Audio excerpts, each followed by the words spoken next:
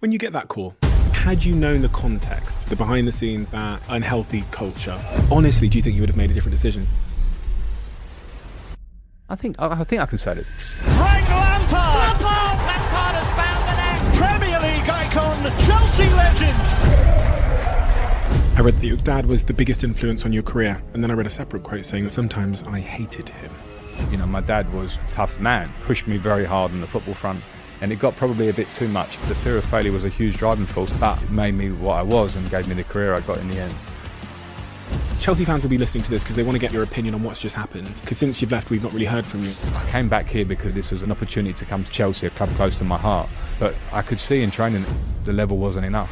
The size of the squad, with players that will test you and question you. Questioning you. And then Chelsea spends more money than anyone's ever spent in a window. It seemed like chaos. I could see that the players were ready for the season to finish. But low standards are a symptom of something further upstream that's happened. You know, we didn't get the results I wanted. And I know a lot of the reasons why. Like what? So, one moment occurred in your life that really tested you at a much deeper level. The passing of your mother. And while you were playing at the very, very highest level. I was a mummy's boy. I lost the closest person to me, you know, everything to me. The emotional support. I want to say something more, you know, and couldn't. What would you want to say? Frank is a legend. There's absolutely no denying that. But so much has happened in recent times in his life as a manager that unanswered questions remain. And I wanted to have a conversation with Frank, an honest, open conversation, to see if we could get to the bottom of some of those unanswered questions. What was happening behind the scenes? How did it actually feel for Frank? Is anyone to blame? What does Frank want to do next? And how and what caused Frank to be the man that he is? And that's maybe the most fascinating question of all. Because there's some things that Frank has just never talked about before. But he's made the decision to talk about them today. And if you have unanswered questions, I don't think you will at the end of this episode.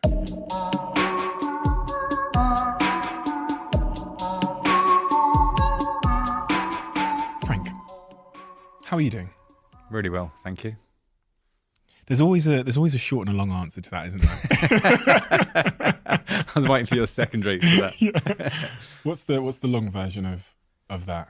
No, I'm doing really well. I'm currently on a break, I suppose, from working, which is a pleasure in ways because obviously the work of a manager, I was going to say Premier League manager, but any manager in football is intense.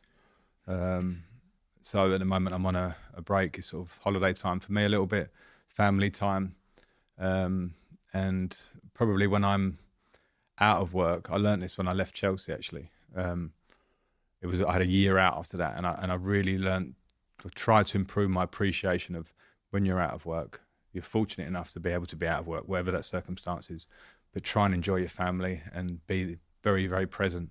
So at the minute, I'm pretty present at home, which is a good thing, hopefully, for my children and wife. And I'm in a pretty good place. I remember my brain would often drift off when I had my time out of work. And I would think about things professionally. So I'd think about things that I could be doing, or you'd think back to the past. When you're having those moments where your kids are running around and you have a moment where your brain drifts off to work, what are the subjects that your brain starts thinking about professionally? You think a lot in management about people. So if I reflect on situations like leaving Chelsea or leaving Everton and those things, there are a lot of things that are out of your control.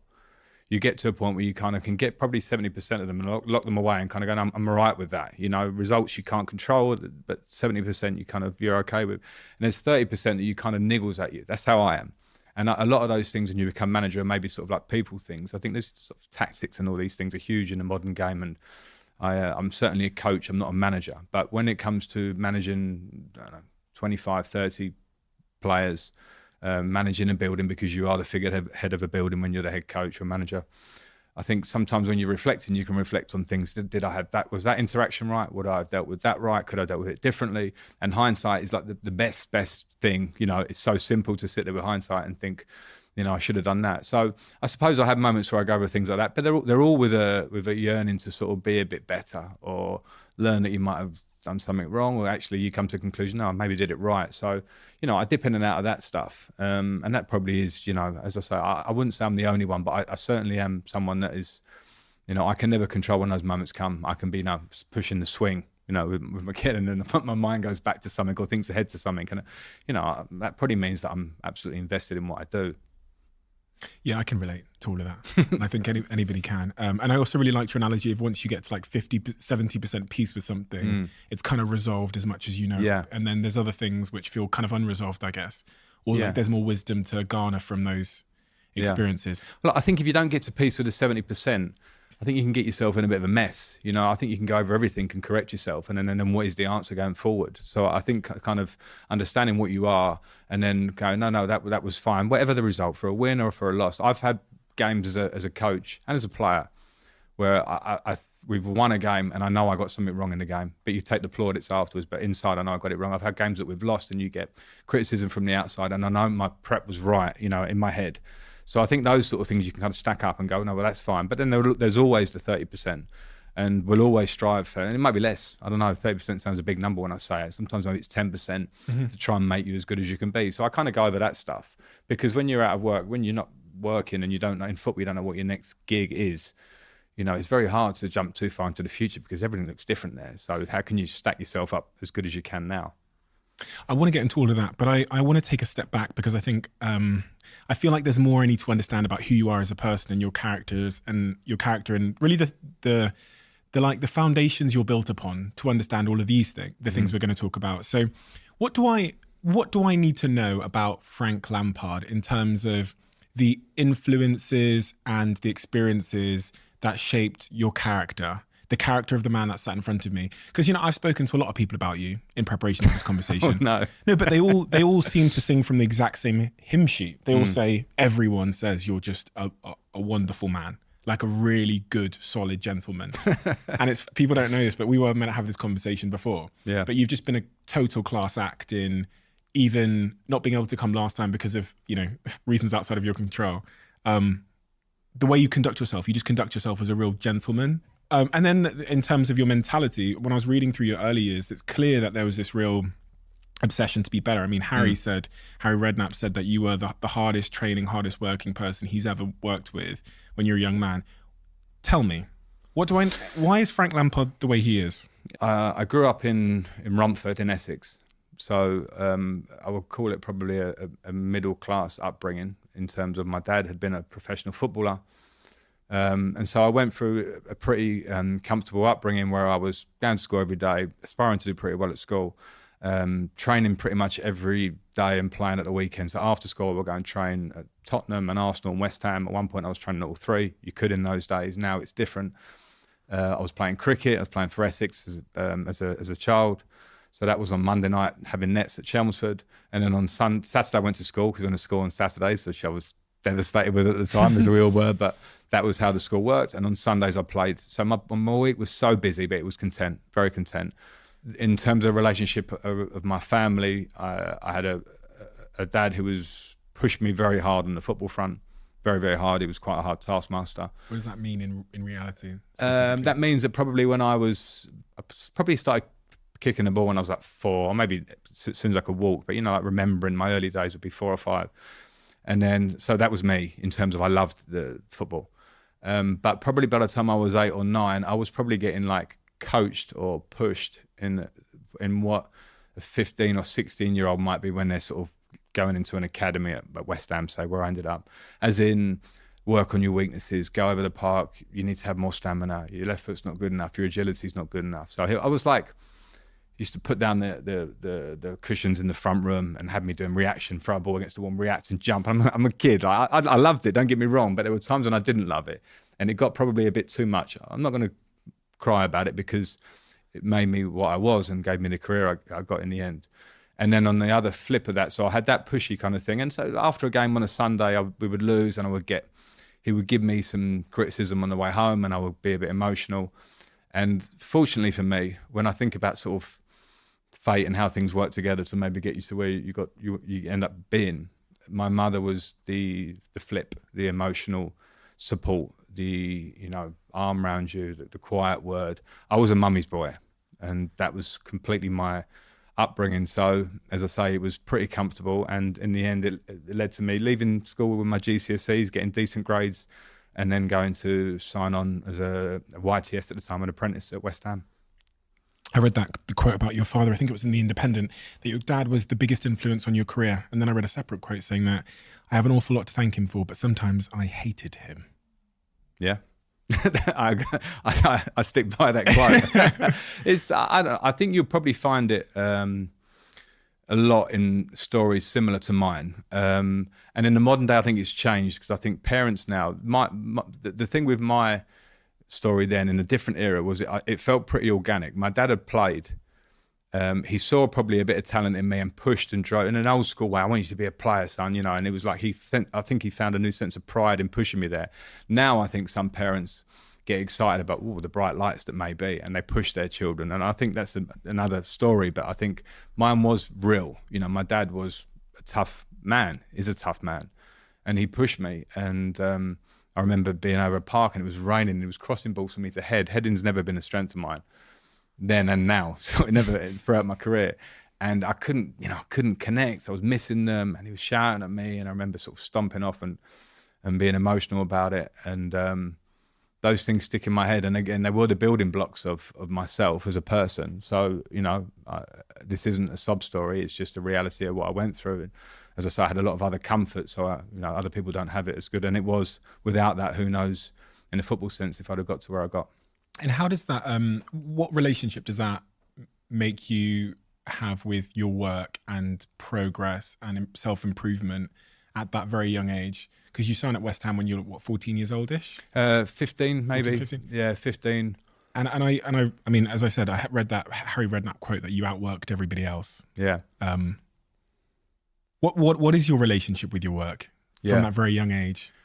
Well, I'm sort of really interested in this kind of nature versus nurture thing. Mm-hmm.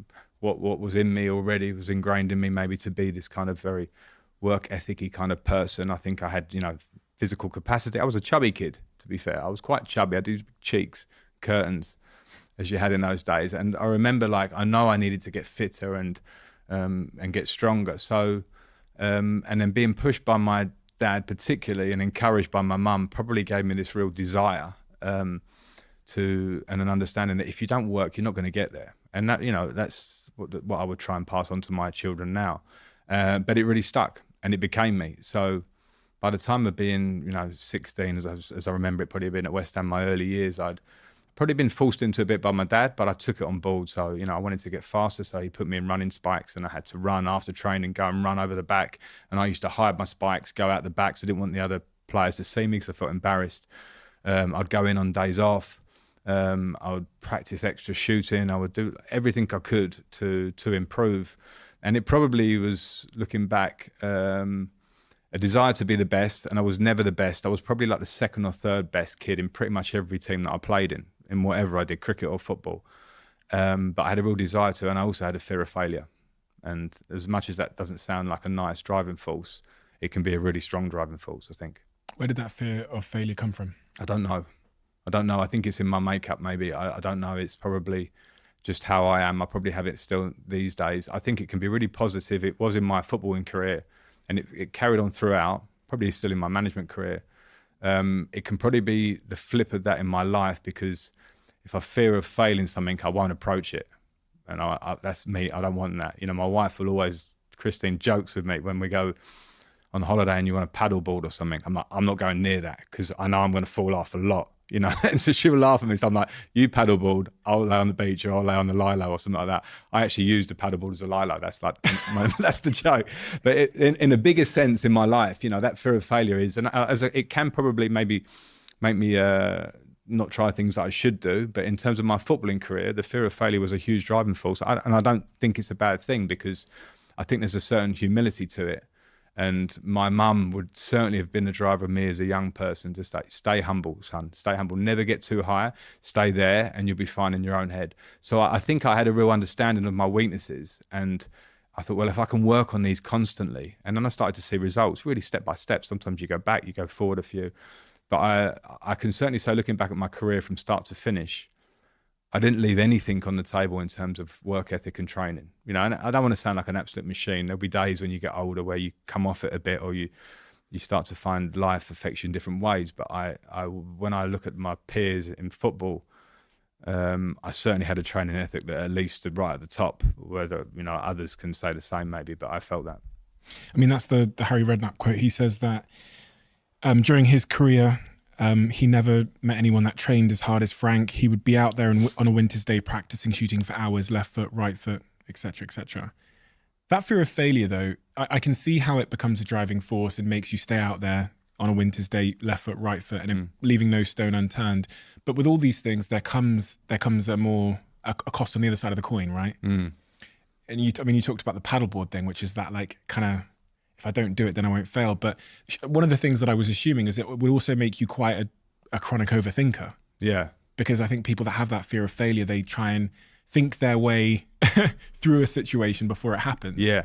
Typically. What is the cost of having that fear of failure? Well, the overthinking thing is maybe a cost, and I think that can be a positive too, but I think it can be quite taxing on yourself, you know, for anyone who thinks like that. And, you know, sometimes I've tried to make myself, you know, not an overthinker. However you do that, I don't know, because I've not found a solution to that one, because I think it's when you are that, it's in you. So probably the negative or downsides have been probably a bit taxing on myself, but I think you learn to live with that too, and I think you understand it. I think it's something that I'll never master, and it can probably cause you into overcomplicating situations, like you're saying about, I don't want to get into that, but if you do get into something and you really overthink it and you have to get into something, I now try and step back and simplify it and say, stop overthinking it, simplify it, because for me, anything in life, if you can simplify the basics, you probably get quicker to the solution. So that one's just a struggle that I put up with. But as I say, I think it's just part of my makeup. If I wasn't an overthinker, if I didn't have that sort of obsessive, sort of perfectionist training drive, I wouldn't have got to where I got to, because I was not Lionel Messi, who has got this God-given talent that's there. Like, wherever my talent was on the spectrum, I needed to push it, and I constantly tried to. How do you enjoy the process if you're overthinking? I've really grown to like the stress of what it brings. And that's you might start thinking I'm a strange person, I don't know, but I loved stressful training, you know, to put it on the physical side, for instance. I loved like that feeling of like almost feeling sick on a pre-season run, or, you know, really intense training sessions. I really enjoyed that. Maybe not always in the moment, but, you know, when you get to the end of it and you go, I got through that, and that was so intense and hard. And maybe in life, sometimes I set myself challenges, and maybe I make it more complicated than I should, but I don't mind that stuff. And that's probably when I started off talking about like relax when you're with your children. I think I'm still juggling that one. And I think probably a lot of people are. I don't know. I think, you know, being overthinker is not something unique to me. It's completely everywhere. But I don't know what else to say, and that's what I am. That enjoying the pain, like the pre-season run, if you feel sick, then you feel good about yourself. Yeah. Why? I don't know. I mean, I went to the gym this morning, and I really didn't want to go, and I'd walked the dog, and my time limit's getting shorter. I thought, I'm going to go in. I don't want to go, but I'm going to go in because I know the buzz that I'll get off afterwards, and that's kind of my drug, and it always has been. And, you know, it probably starts from all those early days of, you know, you must work hard, you must push yourself, you must be as fit as you can be, and it probably just stuck, and it's probably a bit of a lifer for me. But I do, thankfully, I enjoy the stress of hard work and physical hard work less now I've finished. You know, now it's more to not get too unhealthy and unfit. Whereas when I was training and playing, even when I finished playing for a couple of years, if I went for a 5K, I need to beat my 5K PB. I have to try and beat it. Now, when I do a 5K, I'm just going to complete it, do you know, and I'm completing it in like 20 or 30 seconds less. So I've dropped that one slightly, and maybe I transfer it into other parts of my life, I guess. Quick one before we get back to this episode. Just give me 30 seconds of your time. Two things I wanted to say. The first thing is a huge thank you for listening and tuning into the show week after week. It means the world to all of us, and this really is a dream that we absolutely never had and couldn't have imagined getting to this place. But secondly, it's a dream where we feel like we're only just getting started. And if you enjoy what we do here, please join the 24% of people who watch this channel regularly and have hit that subscribe button. It means more than I can say. And if you hit that subscribe button, here's a promise I'm going to make to you. I'm going to do everything in my power to make this show as good as I can now and into the future. We're going to deliver the guests that you want me to speak to, and we're going to continue to keep doing all of the things you love about this show. Thank you. Thank you so much. Back to the episode. When you finished your footballing career, you know, there's many options you had. Punditry. I mean, I'm just talking about the typical paths that footballers, sometimes they just go into business. Yeah. A few of them go into coaching and stay in football, but you made the decision to stay in football. Why? And was there anything else that was tempting you? Well, I did punditry for a year. So I spent a year working mainly on BT and doing some different things. BBC, I did a few bits and I really enjoyed it. It was great. I was working a lot with Rio Ferdinand, Stephen Gerrard, Jake Humphries, who had on recently, and just really good people. And it was like a step in the game and a step. I've retired so I can do other stuff. That, you know, the life of a pundit is, you know, much easier than a manager. We all know that. So I kind of put my eggs in both baskets at that point. I did that and I did my coaching badges. And I wanted to kind of see how I felt a little bit. And I didn't want to be a manager in my 20s. When I got to my 30s, I was like, that's interesting. People, managers, what are they dealing with? I just thought about myself in my 20s more.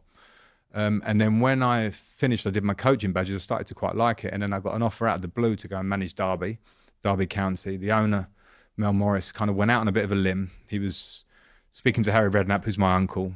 Harry said, speak to Frank. We sat for 2 hours in Chelsea in a hotel and he offered me the job. And it was like, Christian has a saying and it's like, jump and the net will appear. And we sat in my front room and I was like, you know, I'm doing my coaching badges, but this is a proper job. I go to Derby, they've got some problems and it's going to be a difficult job or whatever, as all jobs are. And I jumped. Why? That inner probably drive that I have, that inner desire, it wasn't something that I am an overthinker. So that probably made that process of those couple of days where I had to make a decision really intense. But at the same time, I like a challenge. I love a challenge. And as much as I enjoy punditry, it was, you know, it's challenging. You want to do it well. You want to do it like, you know, the top boys do it. You have to put everything into it and do it really well. But I wanted more. I wanted to get on the grass. I wanted to work with players. I wanted to try and improve players. I wanted to see if I could do it. It's probably more, if I'm honest, probably can I do it? And can I, you know, do something? And I was probably naive at the time because the minute I walked into Derby, I was like, wow, this is different. You know, I've got to hold them. I am now holding the meeting rather than one of the 25 players sitting listening. And as much as you can think, oh, yeah, I'll do that. The minute you walk in and you see those 25 faces and then you walk to say hello to Jeanette, who's your secretary, and this one, and the player liaison. I'm like, oh shit, have I got to manage all this as well? And you do. You have to sort of, you know, the building is yours to kind of set the tone. So that first year, some of it was good. You know what? I think sometimes in management, a great manager said to me this. He said, and he was old, and he said to me, I think I was a better manager when I was young in many, many ways. He said, because as I got older, I started to really sort of overthink things and become a little bit more cynical. And, you know, you kind of go over these things. When I was young, I just make decisions and I was kind of free to do it. Now, I think there's a balance to that. Experience is obviously can clearly help as you go along. You learn from mistakes. But I understood his point when he said that, because I walked into Derby fresh and I made a lot of mistakes, because you always will.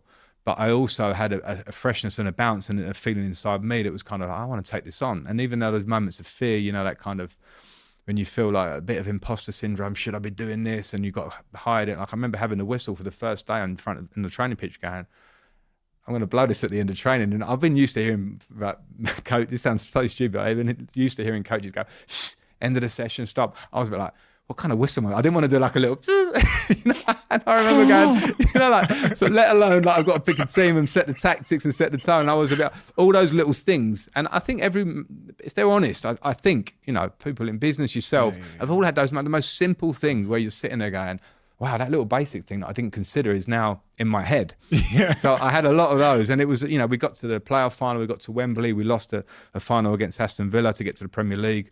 And I was so disappointed for the club at Derby, and the owner had given me, you know, put everything into me. And we'd had a really good year and got there and we lost it. But in terms of that first year of management, yeah, my drive took me into it. And it was just a huge learning curve, and it was a really enjoyable year. Imposter syndrome, that's somewhat linked to, I guess, your fear of failure. Have you, how does, we talk a lot about imposter syndrome on this podcast because it's a double-sided thing. On one hand, you have that feeling of, which I can recall when I became a Dragon on Dragon's Den and I'm sat next to Peter Jones and Deborah Meaden. Peter Jones has been there for 21 seasons since the beginning. Deborah Meaden's been there for 17, and I feel like I've just walked into the TV. Like your little whistle thing was me like, how do I say I'm out? Like, on exactly, pitch, you know? exactly, yeah. But being at peace with that, like how have you dealt with that in your career? Because you went from being a pundit to managing a club that was trying to get promotion to then Chelsea. These are huge leaps forward. Yeah. Huge leaps forward. I think I probably managed to get coping mechanisms along the way that have put that to the side. And in simple sense, I've become much more confident in myself. Away from work actually, at home, much more content in myself. Again, that probably comes back to being really settled in a relationship. I'm 45 now, just turned. But in the workplace as well, I've that first year I remember feeling it a lot. And when I moved to Chelsea, like it should be a huge move. It's a huge jump to the Champions League club. Even though I knew the club very well, it was a huge jump to deal with players of a different stature, etc. But I found that imposter syndrome thing much less. And I had coping mechanisms where I could kind of just go, okay, you're nervous taking this meeting because you're a bit out of your comfort zone. You've got to be critical of a player. So you're going to go in on someone. You're going to show a video of the game the other day. And it's like, that's not a comfortable thing to do always. And I just probably have found mechanisms to be able to go, right, you almost go into the character. And I don't want to sound like an actor too much, but you go, no, I'm just going to go into it. And the more I think you do that, the better you can be at coping with that thing. And then you just kind of also have to get a realization that, you know, you can feel a bit like that. You can feel a little bit like, I'm out of my comfort zone. You can make mistakes. I think showing that you can make a mistake in front of a group of players is not the worst thing. You know, they're there to, like, the players will get it. You make the smallest mistake, one of those 25 at least is going to go, what about when he said that, you know? But I think you've got to come to peace with that, and you can even joke about it after the event because you'll keep making them. So I'll probably come to terms with being able to deal with that side of it, I think. I was thinking then as you're speaking actually about my experience being a Dragon, and when one of the things I've always wondered about players when they go from being a player to a manager, and especially when they've been managed under a legend of a manager. So like I was thinking about Ole Gunnar Solskjaer and Sir Alex Ferguson. Yeah. How hard is it to like be yourself versus be the successful manager that you saw win? Like, because even when I became a Dragon, I think for the first 2 years for sure, I was trying to be a Dragon, not being Steve. Yeah. And that's a journey. But do you understand the question I'm asking? I completely get it. I get asked it a lot, and I'm not in exactly the way you get asked, but I get asked it by football journalists who say, so what did you take out of all your managers you play and all this stuff? And you know, just to jump to one would be Jose Mourinho. It's a good one to jump to because he had a huge effect on my career, as many did, but he came and probably elevated me in my playing career to a different level. And what I learned from Jose, and as I then went on to managers after that, was that the thing that impressed me about Jose, there was a real authentic nature to him. Like when he was self-confident, overconfident, kind of brash Jose, that's him. You know, that was him. And, you know, maybe he's playing up a bit now and again, but I saw him behind the scenes. And then when I've worked with other managers that maybe were probably striving to be something like that, and I think after Jose, there were a generation of managers that were a bit like, okay, I'm going to wear the scarf and I'm going to tie it and wear the, you know, or act a bit kind of, you know, say those things he used to say, or does say. And I didn't buy it as such. And even from outside, when you're watching managers, you know, you have that impression. So I think probably you go, okay, can I take things from all these managers? For my journalist question, yeah, I did from some and not from others, blah, blah, blah. But when you come to it, you have to be yourself because you'll get found out. And you're probably right. In my early days, I also did that. I did my first meeting at Derby again was like, right, I'm an ex-player. So anyone who wants to knock on my door, come and see me and I'll tell you the truth and we'll have it out, or I'll give you the answer that you want. And I remember like the first 3 weeks, they kept knocking on the door. I was like, I had to do another meeting. So lads, if you're gonna knock on my door, come to me with like facts of why you should play. You know, how's your training? You know, come with something. I don't want you just like, I didn't play on Saturday, like Monday morning, there's like 5 on the door like, knocking. And you know, open policy in a door is good. But at the same time, it was like, those were like learning curves for me. Like I probably said that phrase because I thought I needed to say it. Right, yeah. You know what I mean? Because as a player, it's a really cool thing to play. I want the manager to be able to speak to me all the time. And when I said it, I was like saying what I thought I should say. And then, you know, you learn a little lesson. You know, my door hopefully is still open now. But at the same time, I was probably playing the part of a manager. And then you kind of go, what's real to me here? You know, like, well, do I have to say that? Is there another way of saying it or whatever? And that kind of brings me to a question, which is, wouldn't it therefore have been great for you to go and learn those lessons when the stakes weren't so high? Because even the stakes are super high at Derby, because you're figuring out Frank the manager there. Yeah. And sometimes you don't want to be at the poker table playing with real money. Yeah. until you've learned. But that's my life. You know, I know what you're saying, and I think I think I can say this. I think as an English ex-player, Steven Gerrard, others that have played at a high level, you know, played 100 times for our country, etc. I think the culture in this country is to sort of say, right, now you're a manager, go and earn your stripes there, because being a player of that level doesn't mean you're going to be a manager. So I think that could have been a route where you can kind of get a lot of play. Fair play, he went down to, you know, Division 2 and he's showing what he's doing, and there's a process. The reality is that path wasn't for me. You know, when Mel Morris asked me to take the Derby job, it was a question. Yeah, challenge. Yes, please, I'll take the challenge. You know, when I had 1 year there and Chelsea came to me, it was a difficult time. I had a transfer ban. You know, Eden Hazard was leaving. It was a real transition. Young players, what's going to be there next year? I think probably some big managers have turned it down, and I know that. So it was like, yeah, you know what? Challenge, I'll take it. So, you know, I don't want to try and recreate the past or think, why didn't I do that? Because, you know, I've managed in 4 years of management. I've had some experience. And for all the, you know, you'll always get criticism. You know, you leave Chelsea, people will criticise you. You go to Everton, you stay up, you get relegated, people will criticise you. But at the same time, I am resilient enough to deal with all that stuff now. And that's been probably the beauty of having a long career in football. And so my thing is, I can manage Derby, I can go and manage Chelsea and do it to a good level as well, because I've had successes as well as when it hasn't gone so well. I mean, that's the modern day manager. So I think I probably crammed in a lot of work in 4 years, and working at a high end level with players that will test you and question you, because Champions League players question you. So it's just my path. I mean, that's it. So Champions League players questioning you. You don't ever assume that happens. I mean, I don't know a ton about what goes on in the room, but yeah, no, I think when I say that, I think in the modern day player particularly, I think in previous eras it probably would have been more vocal, and you know, but now the modern day player have a good understanding of the game. A lot of them have been coached in academies very, very well to a high level. When they get to the top, they also, when you know, are setting out tactics, they will have questions for you, and you have to buy into that, because you know the reality is what you want is them to understand what you want, or sometimes they say something, you go, okay, we might change that, you know, or whatever it might be. And I think when you get to the top level in football, you have to understand that that's there. Now, they have to understand you're the boss, and you have to make that very clear. But at the same time, there will be lots of players that will challenge you. What do you mean by that, boss? Come to you. What about if that happens? You know, and you get a lot more of that. And I remember reading Pep Guardiola once said that even if you don't know the answer, pretend that you know the answer. I was going to say that. Yeah. And you know, so there is a version of that, because you know when you're getting things thrown at you, sometimes it's like, you know, football is an active game. And I think sometimes in the modern day, we look at, you know, on Monday Night Football, you see after the event, you know, they should have done this, or people are imagining what.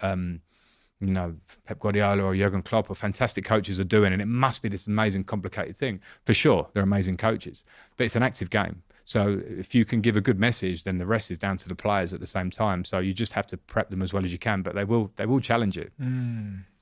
That got me thinking about when I sat with Jamie Carragher, and he was telling me about all the managers he had had above him when he was playing at Liverpool, and then hearing from all the United players, Nani and Ever and Gary and Rio, about what Sir Alex was like, and then reading through all of the managers that you've worked under. I mean, there's so many of them, from Jose to Ancelotti. So many of them. I mean, there was one period where the managers were being sacked every 6 months. It feels like at Chelsea. Yeah. And the thing I garnered from all of them is that there is actually not a successful blueprint to being a successful manager. There's not like a blueprint. There's not a way to be a successful manager. No. Some of them are tacticians, some of them are man managers. Yeah. Is that accurate? It's very accurate. I agree with that. And Chelsea is a bit of a unique example, because in my time there, they changed manager a lot, as you say.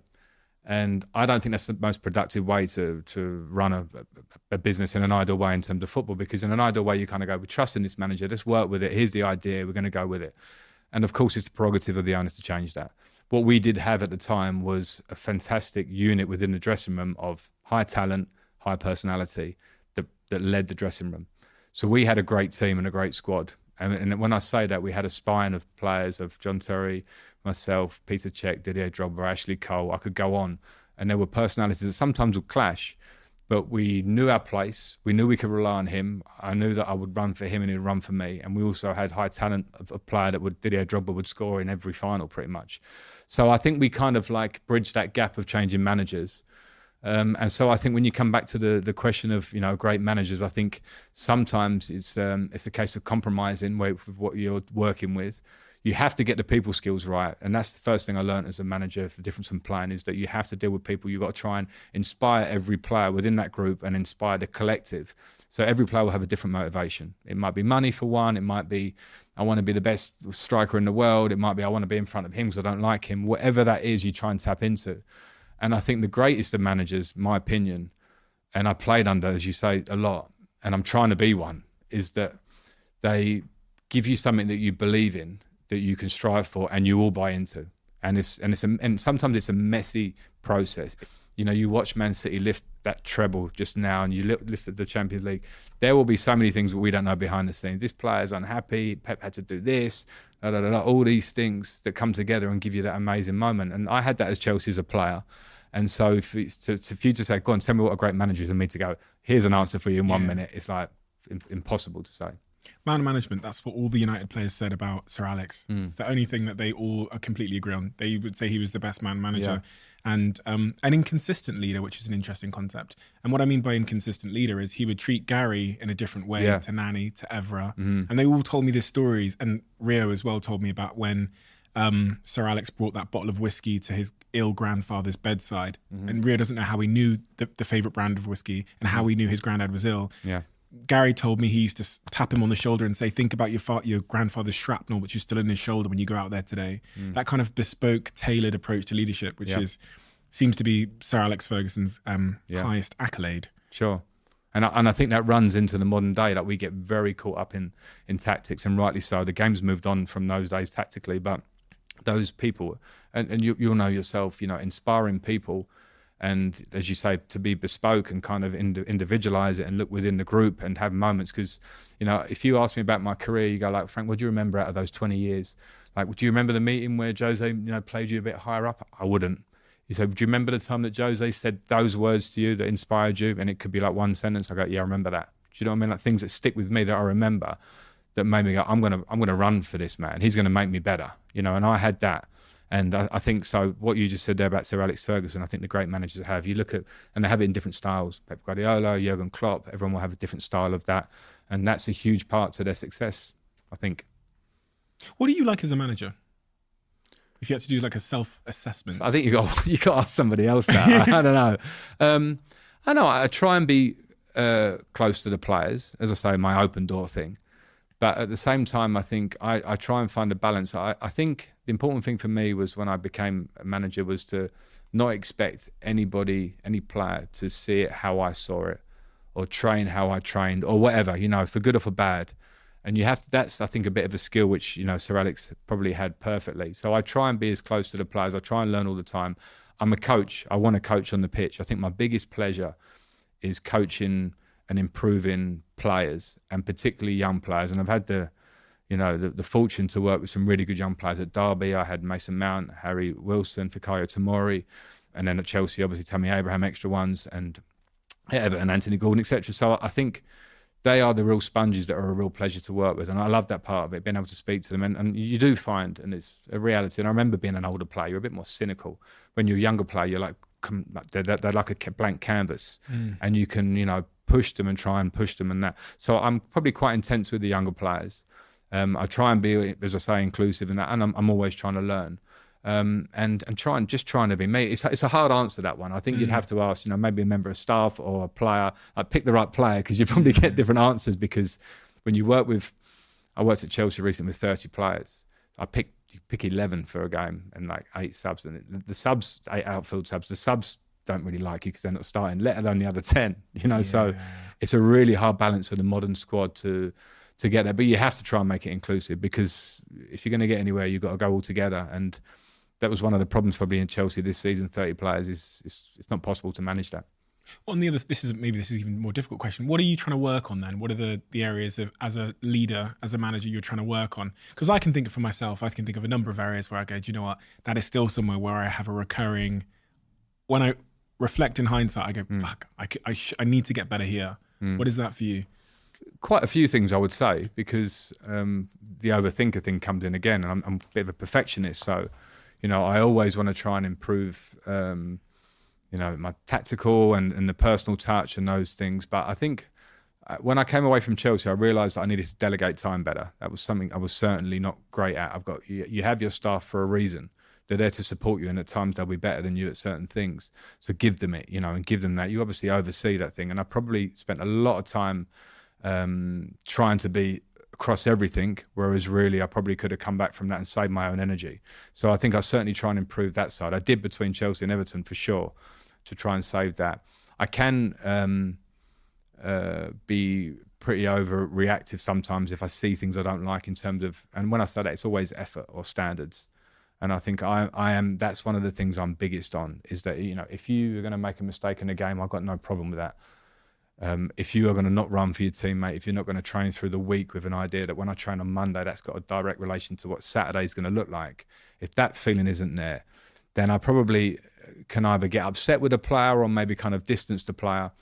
And I think when you're working with a group, you have to be careful of that one, because not every player has your mentality. So you have to either try and bring them up to the party, or if not, then they're going to have to not be there if you're going to have success, as far as I see it. And that sounds really harsh, but it's one of those things where you go, if you can work in a team and you're going to take it to exactly where you want it to be, out of that squad of 25, if you've got that kind of, I remember managers would say this, you have, like there's your 6 or 7, you're going to get every day. They're going to train, they're going to come in, they're going to be so active every day. You're going to have the middle group who are somewhere in the middle, and you're going to have the ones that maybe, I'm just coming to training, or, I'm a bit sore today, and that sounds simplistic to say it. But you have to try and work, if you want to work in a forward direction, and go, okay, those 6 are with me, right? You try and garner them. Those are the ones that can kind of pass the message. Those ones in the middle, okay, can we keep pushing and working between me and the staff to try and improve them? And then the ones that are there, come on, can we help them? Can they come with us? If not, you have to speak to the club, and that's where a club has to be aligned to go, okay, well, you want to go in that direction and we're with you, okay, we'll work that out. And that becomes a recruitment or players leaving the club. I mean, that's a reality of how it has to be. And that's the reality of business as well. I've just finished writing this book, and it talks about these 3 lines, and basically says, if everybody think about a person in your team, and if everybody in the team represented their cultural values, right, which is what you're talking about with your 6 disciples there. If everybody represented the cultural values, would the overall bar be raised or lowered? And you'll have some people who would imagine, if everyone was like them, like a Frank Lampard or a John Terry, how high that the cultural values would be raised. And then you have other people where if everyone was like them, you'd be relegated. Yeah. And what to do with those 3 cohorts of bar raisers, maintainers, and bar lowerers. And that's kind of what I... Right. That's a good way of putting it. I mean, I think the bar raisers can take some time to raise the bar, but the bar lowerers can get you very quickly. Yeah. That's kind of my experience, because that toxicity Contagious. or whatever it is, like this, why are we doing this training? Why do we have to do it? Or whatever, that kind of negativity which can slip in, can be really contagious. And then in a winning sport, and as much as we're talking here about great managers, winning is everything, and that's obviously relative to if you're a Man City or an Everton. Like Everton will win kind of 35-40% of games at best at the moment, and you know that. So you know that there are going to be 65 or so % of weeks where it's not that great. The bar lowerers can go and they lower it quickly. Whereas if you can get the raisers to take control, then I think generally you can kind of get there. So it's a really important thing. That's probably one of the interesting things that, as I say, the transition from player to manager, trying to get that. Because whether you were one of the bar raisers or you're in the middle group or the lower group, when you become a manager, it doesn't matter what you were. You've got to kind of get that, get the script of what it is and kind of just push. So that's something that I think, I'm trying to improve on everything all the time. And coming away sometimes gives you nice time to have perspective and just kind of go, I'm going to put it in line a little bit, and it looks a bit different to what I thought before that experience. I guess this is why some of the greatest managers of all time, they hold on to their Gary Nevilles and their disciples. Yeah. And I've spoken to Gary about this. Gary said to me, in fact, when we were filming Dragon's Den recently, he said, for those last 2 years, Sir Alex kept me there because of my impact on the dressing room. Yeah. Not my impact on the pitch, but on the dressing room. I could keep the standard high. In the modern world, I was reading the stats, managers are getting fired quicker than ever. Sure. And it must be so difficult to establish authority when the players are aware that the manager's going to be the one to be taken out if things don't go well. In business, it's not like that as a CEO, because I own the company and I am the manager. So if there's behavior underneath me that's toxic and contagious, I can act. The center of authority is with me. Whereas it seems like in a club, the center of authority is really like the chairman, the owner. Sometimes the manager manages to get there, but in the modern world, we don't let managers last long enough to build that authority. No, and that's the tough world that it is. And I think, you probably have to earn the right as a manager to get to a club, maybe when you look at the perfect models right at the top. Manchester City is a good one to talk about now. I worked with the City group. I had 1 year playing there. And I could see when I was there, they hadn't arrived at that point, but I could see with the stability from above and how it ran and the vision, it was like they were going to get somewhere because they had a great structure. And it wasn't like it was going to get pulled and pushed and pulled for a small period of time. It was like, we're going to get there. And then they hired Pep. They had a not difficult first year, but the first year was kind of him finding his way. I need this. And then he's a fantastic coach and they have great players. But if you don't have that aligned thing where, as you said, the most important person at the club in the modern day, in my opinion, is the owner. And it is the structure at the top, because they set the tone. Maybe it's financially, maybe it's with the sporting directors and recruitment, because you will be as good as the players you recruit. A great manager, again, I don't want to sit here and drop names, that said to me was when we finished my first season at Everton, we just stayed up, skin of our teeth. And he was like, rang me to say congratulations. He went, Frank, don't rest. 80% of your work for next season will be done in the next month. So it was recruitment. So like 20% will be what you do next year. And now the 80% is like bringing the right players. So I think, like that alignment, as I keep saying there, is something that, if you can get an owner, and there are great owners and there are great sporting directors and recruitment, and the manager is so, critical to it. But when you look at last season, 13 managers left their club. I think it's 13 out of 20 clubs. And you're talking about, Antonio Conte, and you're talking about Thomas Tuchel, managers that had huge successes. It shows you that the landscape's changed to the point where the manager will be culpable. And I think you have to be at peace with that. But you have to try and get to the point very quickly where you have success. And that's tough, because winning is, and the modern world of social media and reaction is like, get him out, get the next one in. Sometimes maybe they're right, maybe the manager is culpable, but other times there are many things. And to come back to your original point about players and those stalwarts and the Gary Nevilles and the James Milner at Liverpool in the last whatever years, people on the outside, I think it's very easy to look at the superstars and Mo Salahs and that. I can guarantee you, and I know this firsthand from speaking to people like James Milner and Jordan Henderson have absolutely set the tone of that club for the last whatever years during great success. And if you don't have that kind of those drivers within that top 6 or 8, I think it's very hard to sustain success or get success. And again, back to my Chelsea days, we had that naturally, and we were actually quite diverse. So it was like John Terry was like the real captain, like heart on his sleeve. You could see it in him every day. I was probably like more quiet, but like a trainer and standards and myself, and trying to hope that would bring people with us.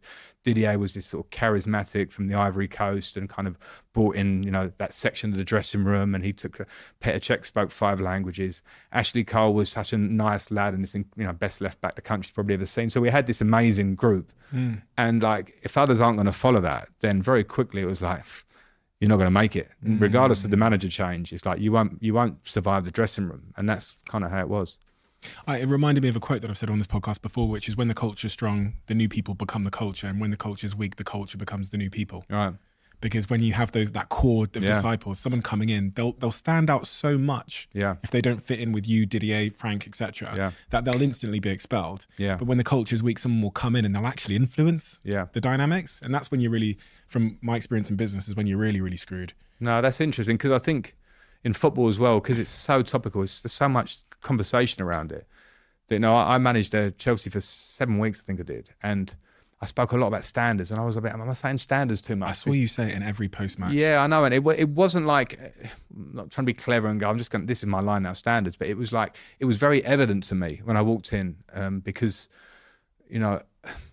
having worked at Chelsea as a coach before and as a player, I do know the standards. I do know that. And this is not a direct criticism of the players either, because when I look at the players' situations where they were, and I understood how it had been a long year, I walked in with 10 games to go. They'd been there for the whole season, and a lot of players were not playing. They were probably going to leave, which we're seeing now. Whether they were going to leave, or the club wanted them to leave, or they hadn't been playing with the previous managers.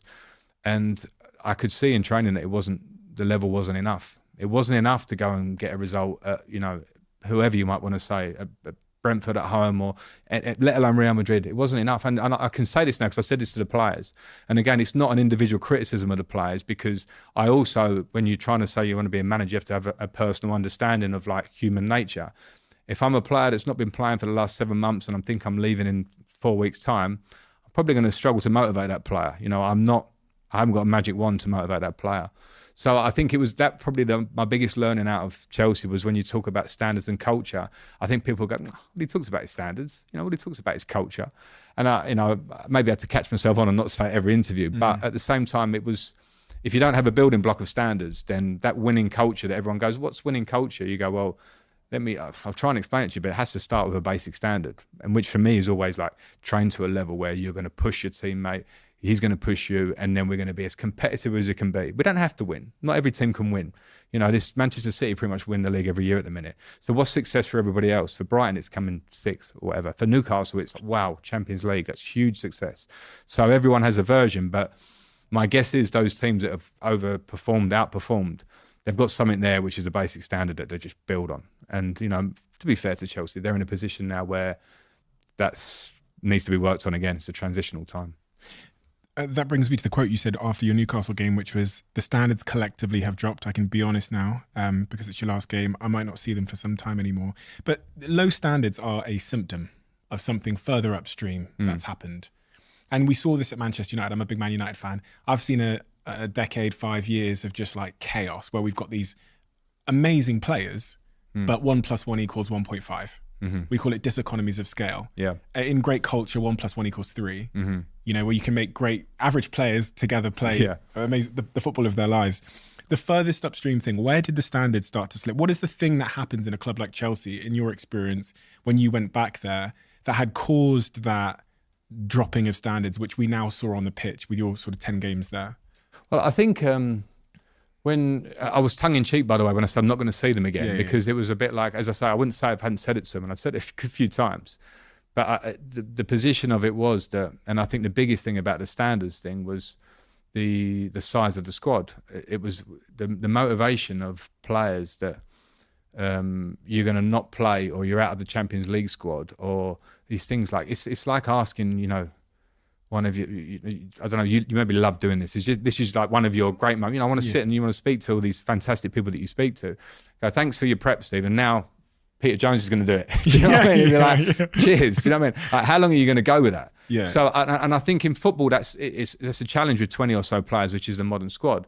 But with Chelsea, it's got very big to the point where this is how I felt, where I can say, I'm not criticising that player for a drop in standards. I want to try and get something out of him, because I had a short period. I want to try and get something out of him, so I would try. But then when you actually look at it, you kind of go, yeah, but he's had this for a long time where he's not playing. So he's not now being competitive with that player who is playing. So that player's pretty comfortable too, because he's not pushing him. Yeah. So you kind of get this thing where you're like, we probably took it for granted in some of my better days at Chelsea when we were successful, of like this kind of thing that works. It wasn't even a thing you said. You didn't have to sort of have a meeting every day and go, one of the standards culture, nice pie chart, and that's what that is. It was almost like, this is what we do.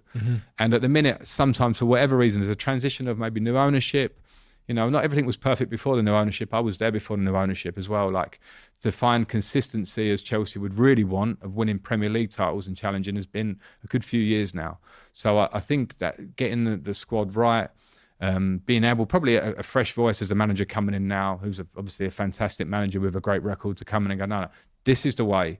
And now the squad looks compact. You're going to compete with each other and try and create a great environment. Everyone needs a great environment to have success. You cannot have a success without team spirit and togetherness.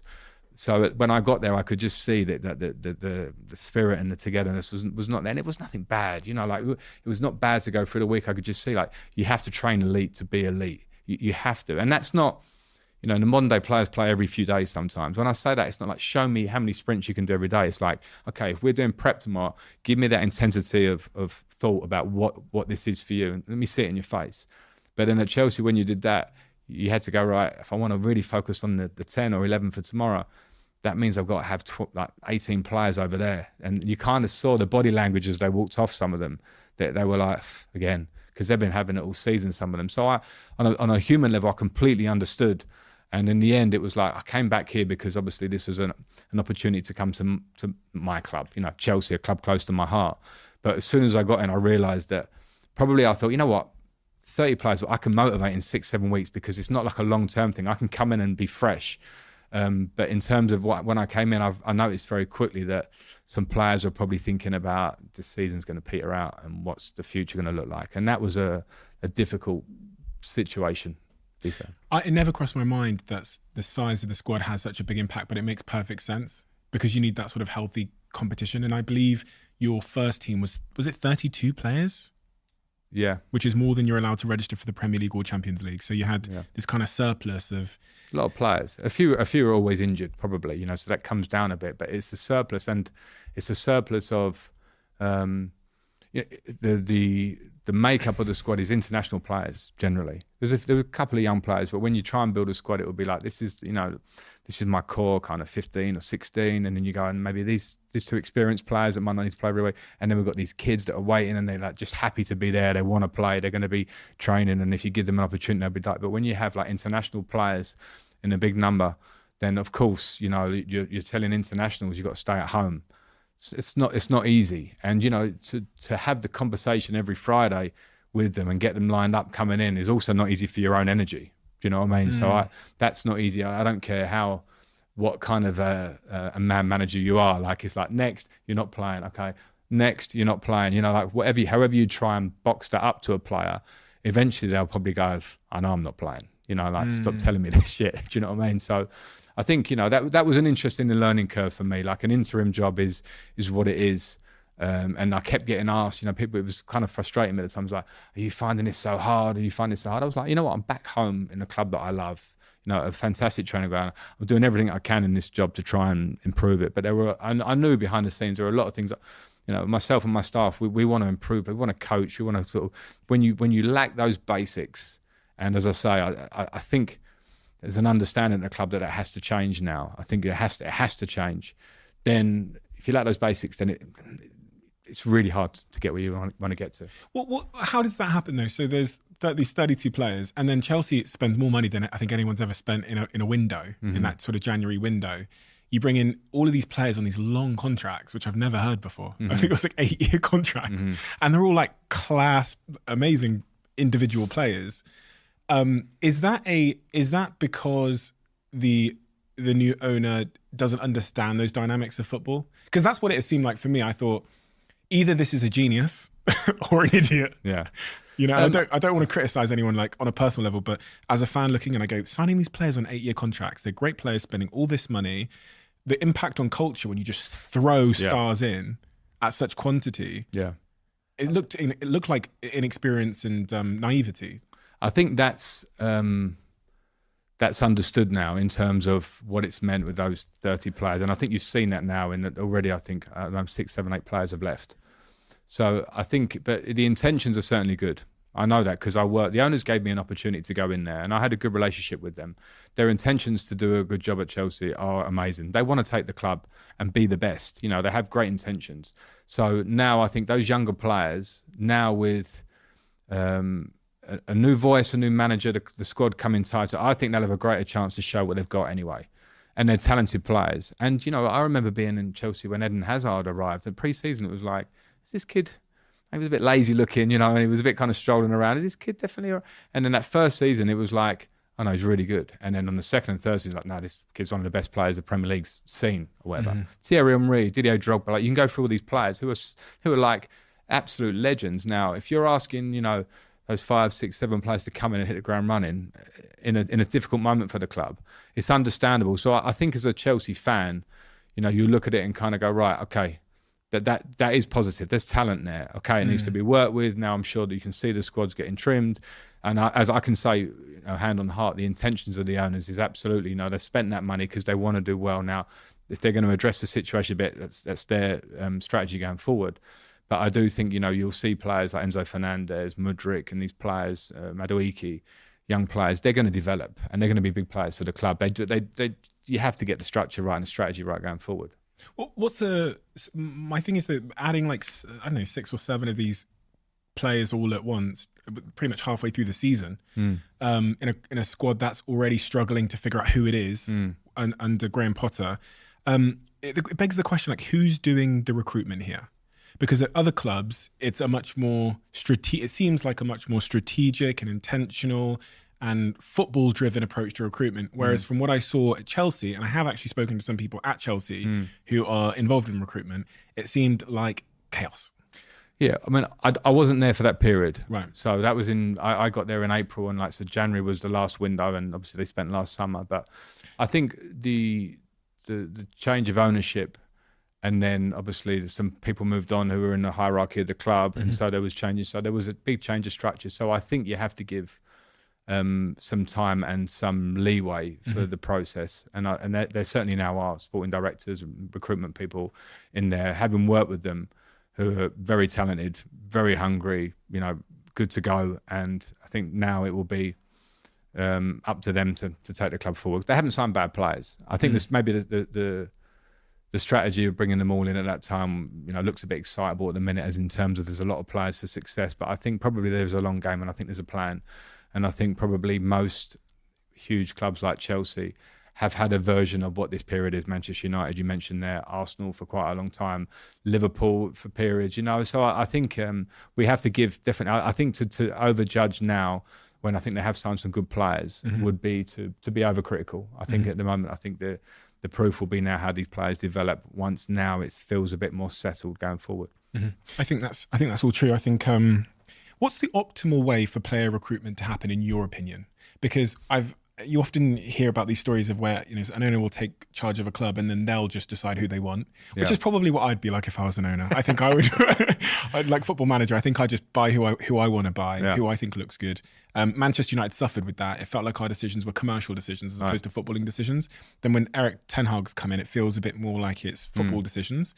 What, in your opinion? And then I did speak to some people at Chelsea, because I was invited to sit with Richard Arnold and a couple of the Manchester United executives, and when we played Chelsea at Old Trafford, I was in the director's box. Okay. So I sat with the new sporting director at Chelsea. Yeah. And he said there's now 2 sporting directors, I believe. Yeah. So it was interesting to talk to them. But what is about the optimal way for recruitment to happen in your opinion? Well, I think you have to understand what you want the philosophy and the identity of the club to be.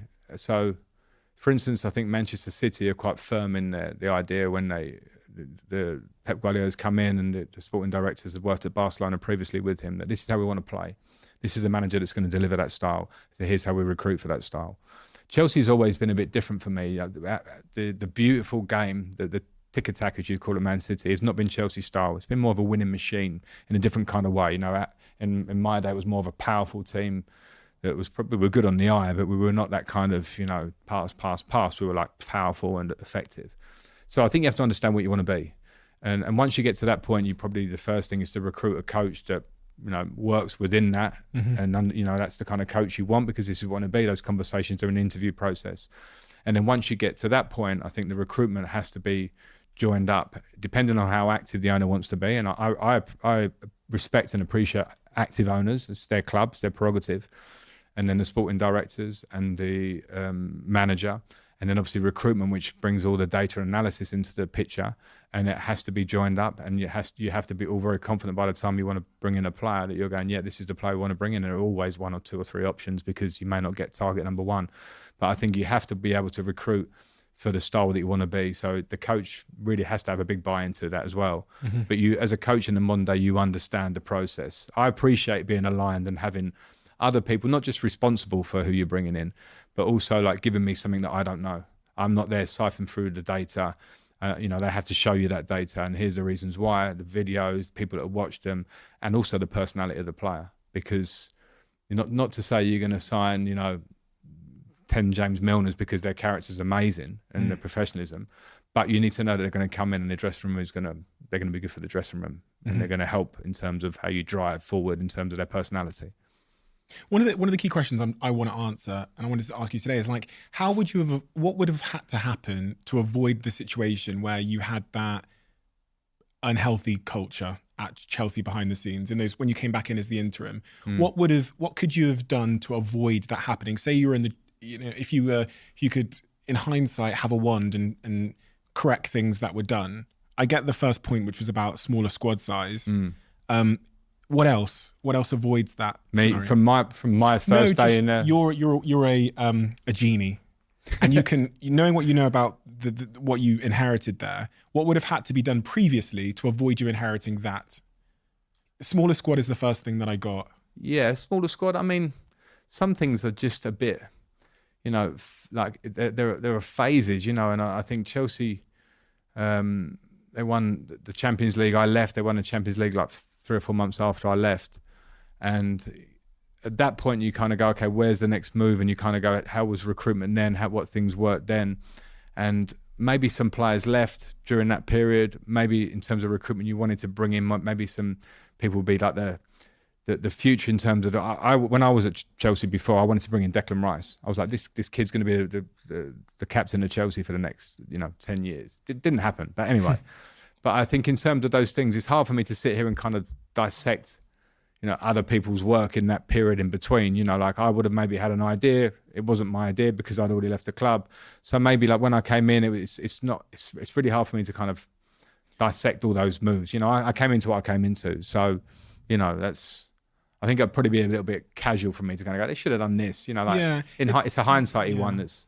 Yeah, it's kind of me wondering, just because I've been a Man United fan and I've seen that happen, and I saw obviously Sir Alex Ferguson leave, and then we just had these 10 years of what I describe as like confused chaos. And I'm trying to figure out almost like how in a Sir Alex Ferguson situation, how we could have avoided that if at all possible. Yeah. I mean, it's such a big figure. That's difficult, isn't it? I agree. I don't know enough about Manchester United, but I can understand why after Sir Alex leaving, and also some pivotal players will probably come into the end of their time at the same time as him leaving, to replace that and keep moving forward. I mean, there might have been mistakes and it's not my thing, but I can understand why it feels like a long period for a club the size of Manchester United. But it just shows you that I think that how cutthroat and fast moving this Premier League is, because if you come off the gas in terms of recruitment or whatever, or you have a bad time, climbing back up there, like people think, oh yeah, you're Chelsea, you'll be in the Champions League again next year, or Arsenal, you'll be there. Like Arsenal had to work a long time to come back and challenge for the league last year with a lot of work, and people were criticising Mikel Arteta in the beginning, and now they've worked together and stuck together and recruited really well, and now they're ready to go. So I mean, I don't think we should expect, even you being a Manchester United fan or me having a Chelsea head on that, next year it's going to be great. Like everyone else is moving forward too, So. When you get that call, the interim call,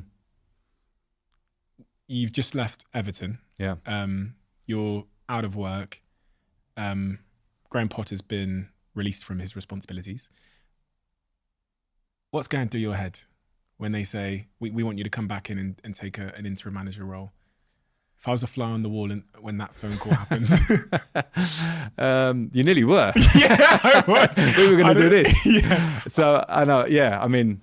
I wasn't going to tell the story, but... No, I can tell it for you. I was coming to meet you and I rang you to say, sorry, I'm going to become Chelsea manager. That meeting, people arrived at my house that afternoon. So... Well, just to be clear, you didn't tell me that exactly. You said, I can't come and I can't tell you why. Then I told you after. Yeah, right. Then you told me after. But I'm not an idiot. So right, okay. I kind of inferred maybe that. Okay. So anyway, I mean... No, I think probably that it's normal that I consider everything. And, I probably considered it as in... Firstly, it's a club very close to my heart, as I said before. A challenge of working, and it was like we had 2 games against Real Madrid, and we had the season to pan out. It was a difficult running, so I was fully aware of that. And I don't know, maybe I do love a challenge. If that challenge had been probably any other club other than Chelsea, I probably would have said no. I was very happy to be at home as such in that period. I wasn't fighting to get a job at that period. So it was probably a bit of head and heart. I'm not sure the heart probably was a bit more substantial in this one than the head, because I suppose if you look back, again, we're in that hindsight position, but what were my positive outcomes, what were my negative ones? The minute we didn't get through against Real Madrid, which probably a lot of people would have bet on, you're kind of into that zone of end of season and what are you playing for as a club like Chelsea, and that's not the norm at Chelsea. You should be playing for something, and in the end we played for not so much. And of course, another reason my motivation come down. So I probably could have been a bit more ahead of the game in that. Whether that would have changed my mind, I don't have a regret about doing it. I went back there. If people from the outside want to, criticise or have a view on it from the outside for 6 or 7 weeks' work, I've got no problem with that. I worked at Chelsea before. I worked at other clubs, and it's another experience. It wasn't my most favourite experience in my footballing career. I won't lie, but it's an experience, and I have learnt out of it. Not so much, but I've mentioned a few of the things. Not your favourite experience. Did you enjoy it? Be honest. I enjoyed the first few weeks. I felt like I was back at Cobham. I know so many people there. I was like into the challenge. In the middle bit, I probably started to understand more that there's a lack of what we've spoken about. And then in the last week, we had Man City away, Manchester United away, and Newcastle at home as our run-in. And I was like, okay, let's get through this week, because I could see that the players were ready for the season to finish. It's again, some of it I got on a human level. Does that not hurt you to some degree? Like, because you love this club so much and you're a winner. And if you see these players have checked out, it's not just they're checking out on you as a manager, but they're checking out on the club that you love. Yeah, as a general, it didn't hurt me, because having worked in football for a period, having been a player a long time, I've seen a lot of these instances, and I'm not holding the players to my standard as such. And a lot of them, I did know the backstory and the side stories. I could get that they were moving on. So, if a player's moving on, they might just not, they might not be ready for those last few games. They might have a bit of an issue or something. And, But there's no way that you can accept that. There's but is it, well, put it this way. I don't want to come here and shout too much, because in a short period, it's hard for me to make too many statements. What I will say is that I think I understood the role of being interim, and I understood that probably there was not much. There's certainly not much to gain from me saying, "Oh, that was so bad," or "That was so bad." Now, because when I look back, I'll probably just try and take my own thing out of it, and I don't want to go there. I didn't work long enough with the players to be there the one going, and I can't believe that happened at the end of the season. Yeah. I walked into a position where some of them were a bit disenchanted or whatever, and I'm not going to tell that player that you shouldn't feel like this. I'll try and drive them amongst the group, but it's not for me to go, because a lot of players a couple of players sat with me and said, "Listen, I'm going to be leaving in the summer. I'm finding it a bit difficult." I'm like, okay, I get that. I'm not going to change that in 4 weeks or whatever. So, no. So what was the objective then in the 4 weeks when you're thinking about, when you realised that what was the sort of behind the scenes context? Do your objective shift slightly and go, okay, success here looks like this for me? Yeah, in reality, and I didn't get that because it would be results, because everyone would judge me on results. So in terms of me, it would be success here to have got better results in that period of time and come through there working at a high level club again. It's extreme pressures, it's the media, it's the players, it's everything is trying to get results in games. And in some games we competed against Real Madrid, we competed against Manchester City, we competed, but that wasn't to be. But that was my version of success. But football is not that simple. So many journalists ask you after if you kind of like regretted taking the job, and your answer's always been like, no, because I've learned a lot. It's your club, it's Chelsea.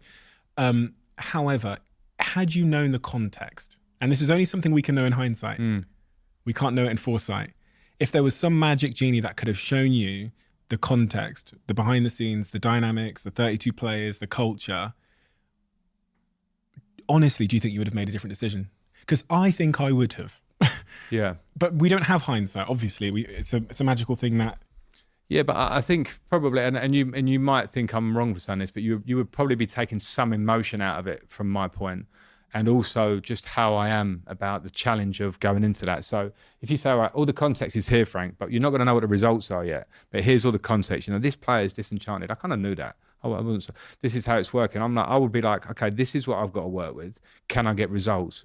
And whether I was misguided in my own thoughts, I probably would have gone, yeah, I will do that.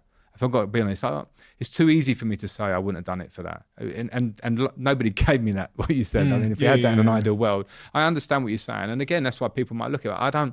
I generally don't have a problem with, someone. I would possibly have a view from the outside on someone doing what I did.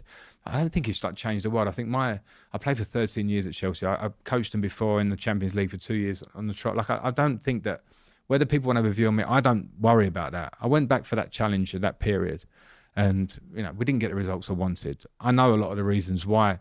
I'll take the responsibility for my reasons why.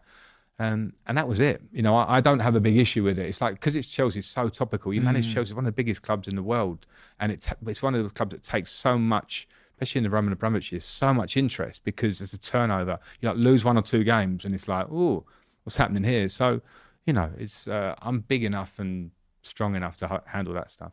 So you would have, having seen the context, you would have backed yourself regardless.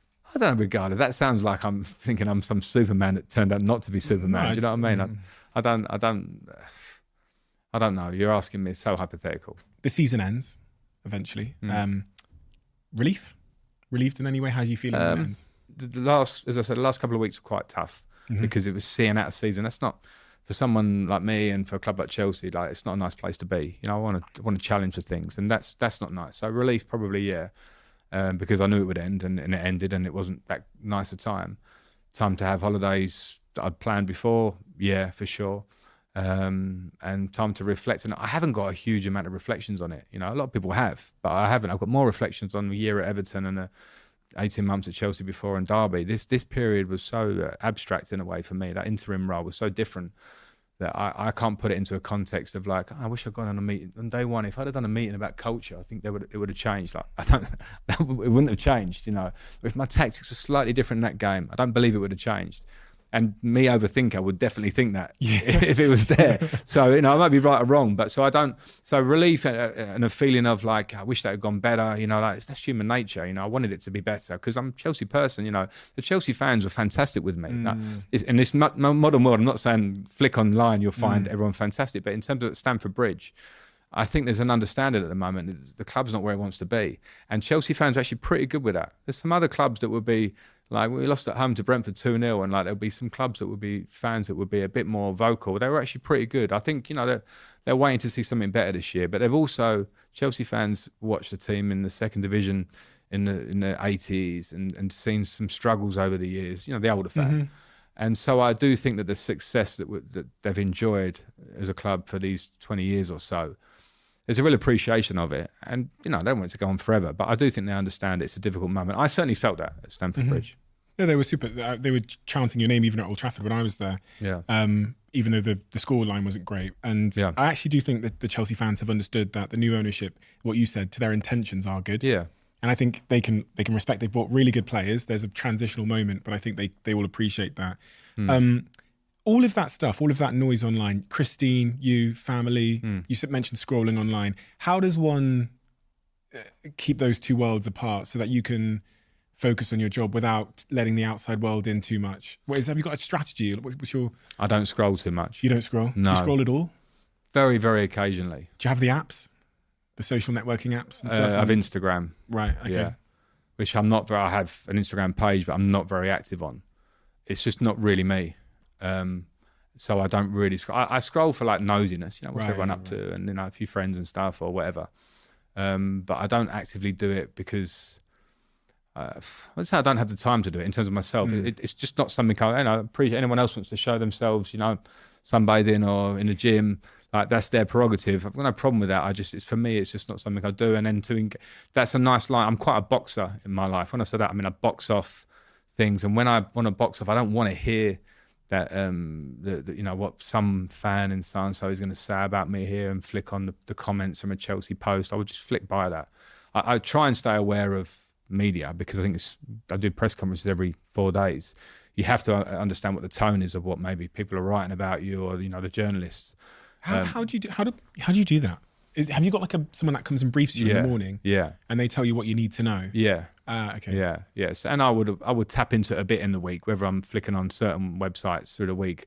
And I wouldn't obviously go in, as I say, into the story, into the comments. I would kind of go into, because you've got to be across things. I would do that. But I think it's very unhealthy to scroll. Like I found that as a player, my playing career missed out the social media. It came in towards the end, and I'm so thankful that it did. We used to just have the newspapers giving us like 3 out of 10 when we played for England and we got knocked out of the World Cup. Right. And that was hard. It was like looking at the paper to see what they gave you. And that was a version of that. And then the social media. So I don't envy the modern player. As a manager, I think it's a bit different. I'm not in a place where I scroll through. I don't envy these younger players, men and women now, that are coming through and are sort of household names, and it's getting so much attention, and so much of it's negative. I think it's incredible that we've got to that stage, that there's that amount of hate but it's so easy to be hateful. And I would try and say to the young players, don't look at it. But the minute the game finishes, they're flicking, and it's difficult. In your professional career, what do you kind of count down as the hardest moment in terms of scrutiny in your professional and like your playing career and your managerial career? What has been the hardest moment for you? Playing for England. Really? Yeah. 2006? 2006 World Cup. I think I broke the record for shots at goal without scoring. Classic. Wasn't there a disallowed one that should have gone in? That was in 2010. Oh, okay. So 2006, I think I had like 32 shots or something. I went in as England Player of the Year. I'd had a good year or two playing for England, so I'd got myself in there and was becoming, in a fixture in the team. And then I went there, having scored some goals in the lead up, scoring at Chelsea, and just had a tournament and it wouldn't go in for me. And then that played on my mind in games. I was like second guessing myself a little bit in the game, and probably off the back of that, there's a lot of criticism for myself, for some others. I remember us Chelsea boys getting a lot of criticism for the next 6 months. Every away game that we went to was like, "You let your country down." It's the song. How does that compare to being a manager in terms of criticism? I found it harder as a player. I don't know whether it's just maturity, because as a player, I don't know. Maybe it's in my 20s. I found it harder. As a manager, I think it's a different version of criticism, and I think as a player, I don't know why. I found it harder. If I'm a fly on the wall after a bad defeat, what do I see? You probably see a bit of a face, and a going over the situation kind of face.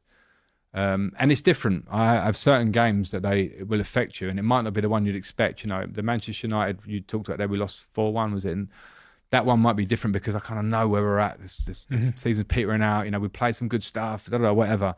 And there might be another game that we lost, and it really affected me because maybe think something I did or should have done or a substitution. So on those bad ones, you would see the face, and I kind of go into my show. It's not like I'm sulking in my bedroom. I'm a big boy, but maybe have a glass of wine, stew on it, don't get to bed till quite late, and then you have to go again. It's that great sort of adage that people go, you learn more from defeat. You don't feel like that straight away, but you have to be big enough to go over the game again. What's the strategy now? What's the solution to that? What do we do wrong?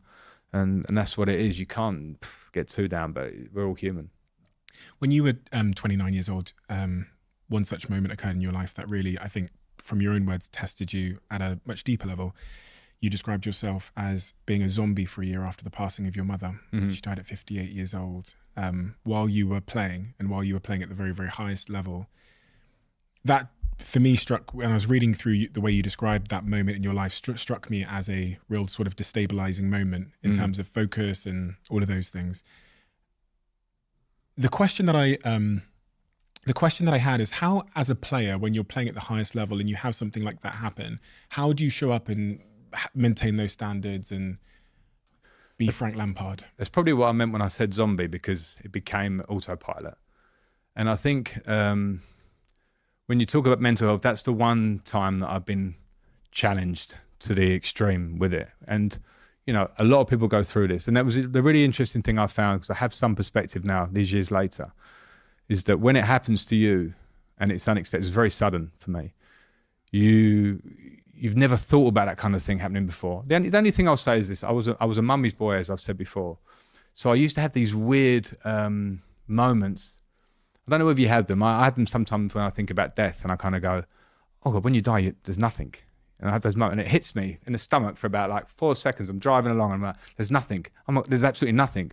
And then you go, "Oh, don't worry, you got to go to work," and life carries on. And I used to have that with my mum. I don't know, it was probably reliance I had on her. She was like, I was so like mummy's boy, growing up.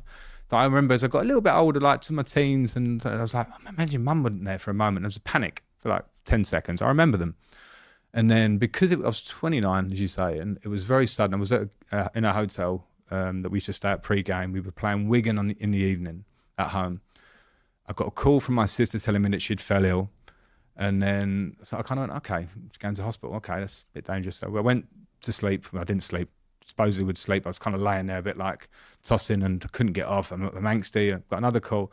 And then as we get on the bus to go to Stamford Bridge, which is like a mile, I get the call that no, she's getting much worse. So I'm like, right, I'm in Frank, I'm a sportsman, go and do your job mode. And then I just kind of broke a bit on the coach. I felt myself go grey. And someone said to me, I said, "You went grey." But I felt myself go like, oof. Anyway, got to the stadium, said to the manager, "This is what's happening." And he was like, go.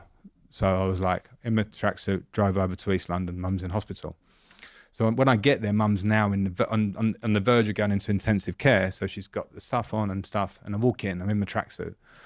And my mum had the oxygen mask on. And she hadn't been speaking, so she's taken really ill in a day. And she lifted a mask and said to me, "What are you doing here?" So I'm in my Chelsea tracksuit.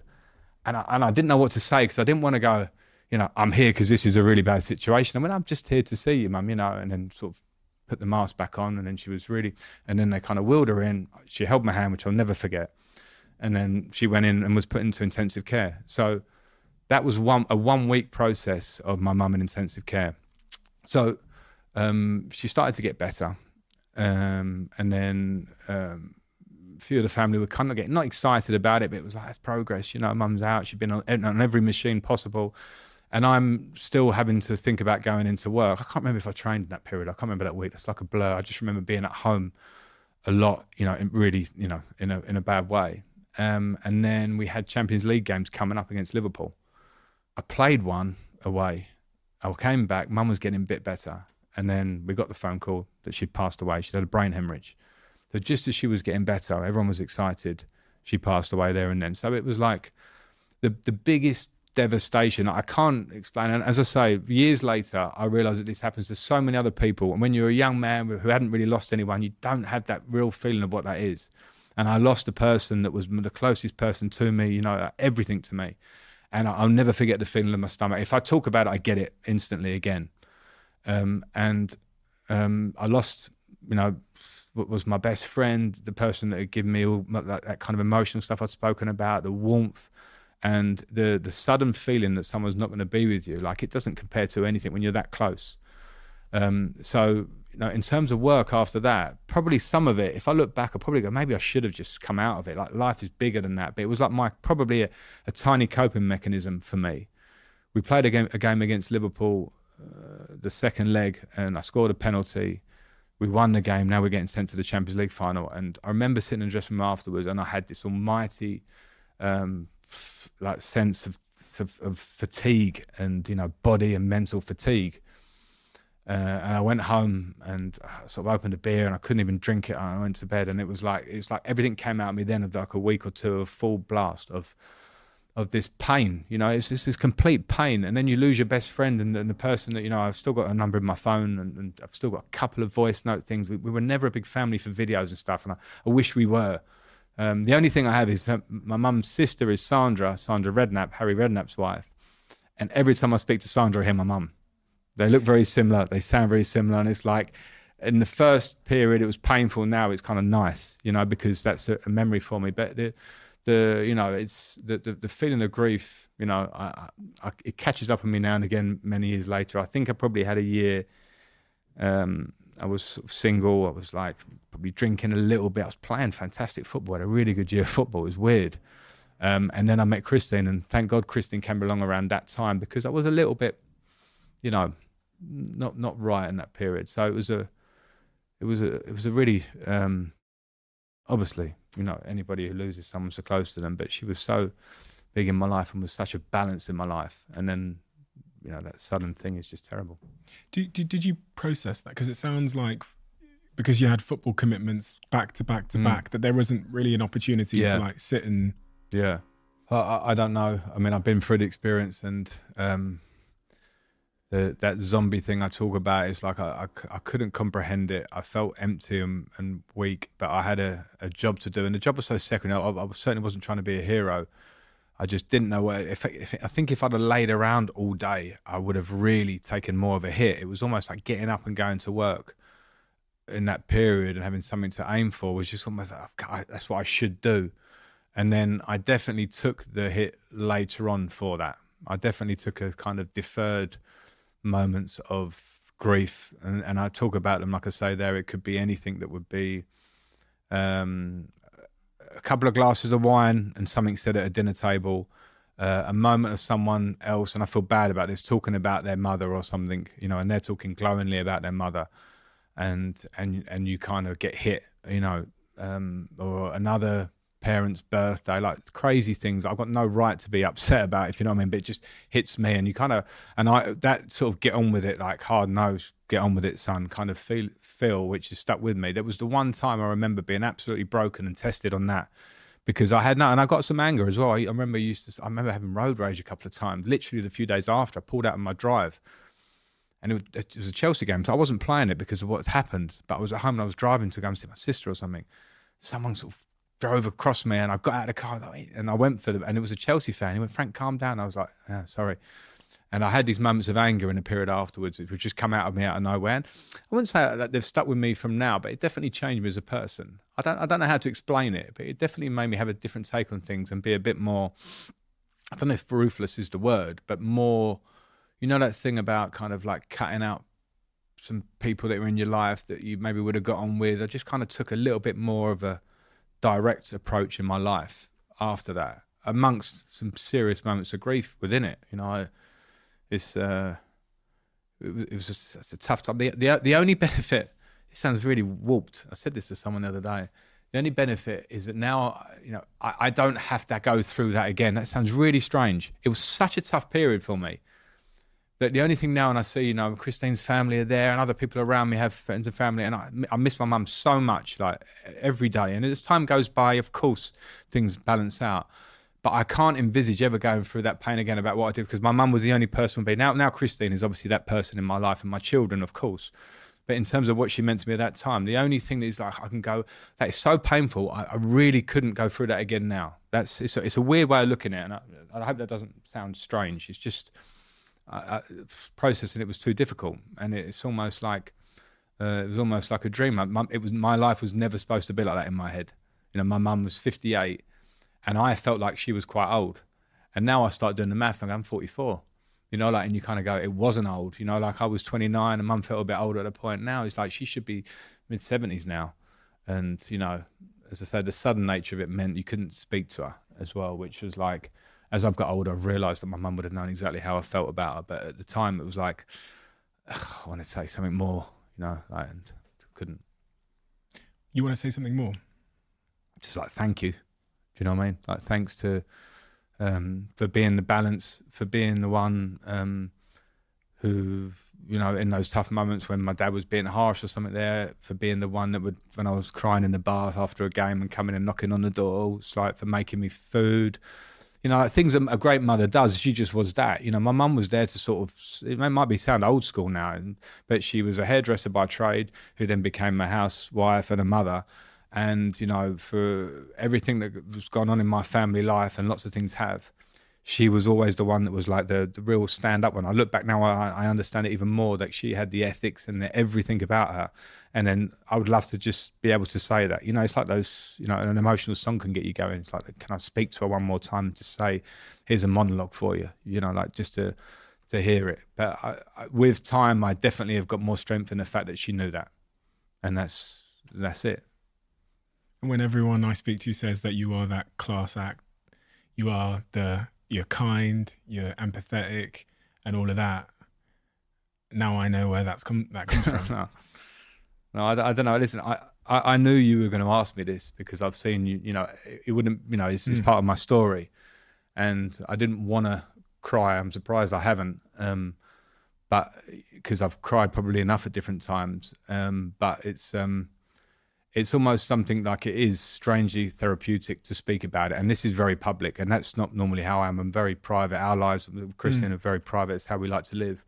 And sometimes when those moments where I say the really grief-stricken moments over a glass of wine, I kind of feel better after them, because that's probably what I held in when I was like hitting that penalty and people giving you huge applause. I remember when you scored that penalty when your mum had just died, as if it was like a hero moment. It wasn't. It was me just kind of going, I've got to try and do this and do my job. And then these moments now sometimes are quite therapeutic, if I'm honest, but it's, you know, especially for other people that have gone through that and much worse. You know, a lot of worse things can happen in different ways, but until you feel that loss, you know, I actually remember thinking when I lost mum, it was like a couple of my friends lost their parents when they were younger.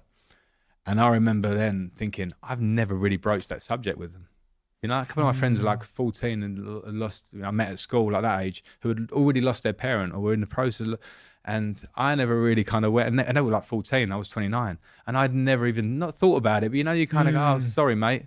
And then you move on and you go, imagine what's, all the things. And I had to process at 29, it's slightly different. But those things, so it, life kicks you sometimes. And that was the biggest kick I think I've had till this point, and hopefully for a long time. Do you talk about your emotions with Christine? Yeah, I do. I think I'm quite good about that. She will say to me sometimes that I'm quite closed to that stuff. And then that kind of kicks me into talking about it because... They're really good at that, aren't they? Yeah. My girlfriend's really good at that. Yeah. Annoyingly good at that. Yeah, no, they're really good. And I don't mind. She sees me going into the zone kind of thing sometimes. And she'll be like, what's bothering you? And I go, oh, well, it's this. It's probably something that's a bit irrelevant or something. But is that the first answer you'll give? Because mine's usually nothing. Nothing. I'll do that too. No, I definitely do that too. Because no one opened the box. No, it's true. It's true. But it's good. I think I definitely don't come across as this, like I said, like this get on with it thing. It's certainly not me. I look at myself as being, the balance again of my mother was that one that she gave me that kind of empathy. I associate all the empathy with my mother that I had because that's how she was always with me. So when it's just, I also have a mechanism that kind of keeps it there, but it's definitely inside. And, maybe children also help with that because when you see your child and their smiles and their sort of innocent nature and how they are, I think that also helps you become a little bit more emotional because you start to care about that more than pretty much anything else, which has also been a beautiful thing. Over the last few years, I've realised that my first foundation is my health, something you've heard me talk about a lot. Nothing matters more than that first foundation. So that is why I'm so excited to be involved with a company like Whoop, who are leading the charge when it comes to bettering your health. All my friends have received free Whoops from me because once you've tried Whoop, I think it's like lights turning on to your health. That's the only way I can describe it. My sleep, my performance, my recovery, my stress, it's like someone turned the lights on. I'm sure you guys know, but for those that don't know what Whoop is, it's a wearable health and fitness coach that provides you with the feedback and actionable insights into your sleep, recovery, training, stress, and overall health. And I have become entirely, utterly obsessed with it. If you know me well enough, you know how obsessed I am with the smallest details. I think the small things compounded together produce the biggest gains in our life. And that is exactly what Whoop does in my health and fitness every single day. Being able to see my 1% gains on Whoop has had a profound impact on my health journey. I highly recommend you try it. All you have to do is search join.whoop.com/CEO to get a 3 months Whoop membership on me. And if you do, send me a DM and let me know how you get on. I'd love to know. A quick word on Huel. As you know, they're a sponsor of this podcast and I'm an investor in the company. One of the things I've never really explained is how I came to have a relationship with Huel. One day in the office many years ago, a guy walked past called Michael and he was wearing a Huel t-shirt. And I was really compelled by the logo. I just thought from a design aesthetic point of view, it was really interesting. And I asked him what that word meant and why he was wearing that t-shirt. And he said, it's this brand called Huel and they make food that is nutritionally complete and very, very convenient and has the planet in mind. And he, the next day, dropped off a little bottle of Huel on my desk.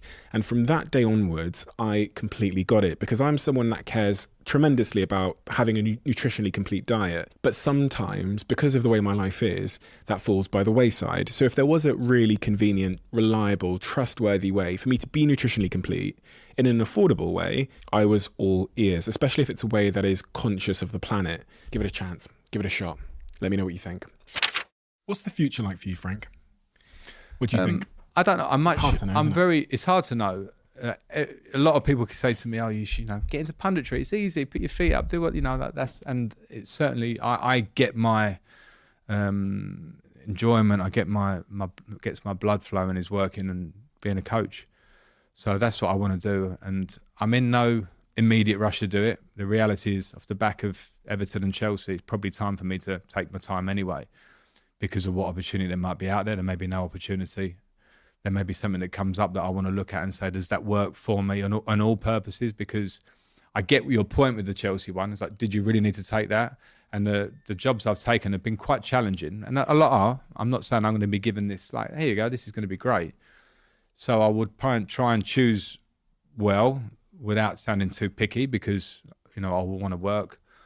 And in the meantime, do the things that make me happy, which is being around my family. I like to travel. It's like the one thing that I really like to spend my money on. But it's when I travel, I want to go better than home. Mm-hmm.